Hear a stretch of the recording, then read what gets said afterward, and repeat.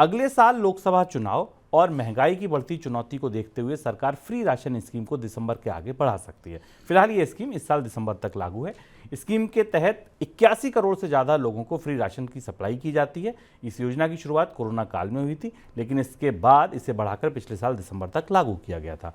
दिसंबर में फिर से इस योजना को 1 साल के लिए बढ़ा दिया गया और अब उम्मीद है कि इसे और आगे भी बढ़ाया जा सकता है। सर, जब राशन है, अनाज है नहीं, फिर ये स्कीम आगे बढ़ाई कैसे जाएगी? सरकार अनाज प्रबंधन को लेकर दुविधा में है और गहरे असमंजस में है, क्योंकि फ्री स्कीम है और इसका अपना एक राजनीतिक लाभ है। और पिछले ऐसा माना जाता है कि पिछले चुनावों में कोविड के बाद राजनीतिक रूप से सरकार को इस मुफ्त अनाज स्कीम का लाभ हुआ, जिसे करीब करीब 80 करोड़ लोगों को, अगर माने 20 करोड़ परिवारों को दिया जा रहा है। तो अब आज की स्थिति में सरकार के अनाज भंडार की परिस्थिति ये नहीं है कि इस स्कीम को लंबे समय तक चला सके। इस स्कीम को चलाए रखने के लिए सरकार को या तो बाज़ार से अतिरिक्त अनाज खरीदना होगा जो बाज़ार में उपलब्ध नहीं है, और बाज़ार को ज़रूरत है ये है कि सरकार कीमतें कम करने के लिए मार्केट में इंटरवेंशन करे और ओपन मार्केट में फ्री सेल मार्केट में सेल करे, तब उसके बाद कीमतें कम होंगी। 40 से 50 लाख टन गेहूं की कमी स्पष्ट रूप से सरकार के पूरे हिसाब किताब में दिखाई दे रही है। जो हिसाब किताब मुफ्त अनाज के लिए स्कीम बांटना, मुफ्त अनाज स्कीम के लिए रखने की ज़रूरत है, उसके अलावा जो स्ट्रेटजिक रिजर्व अनाज की ज़रूरत होती है।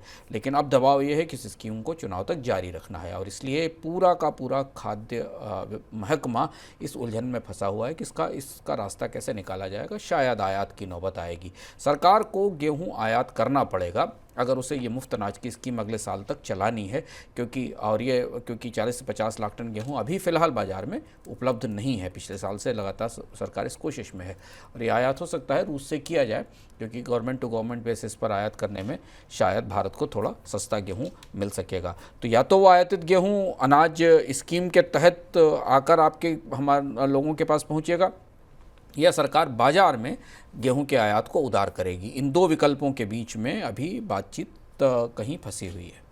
इस बीच दालों पर एक सूचना ये है कि दालों की कीमतें बढ़ने की वजह से अगस्त के दौरान महंगाई में कमी आने की उम्मीद घट गई है।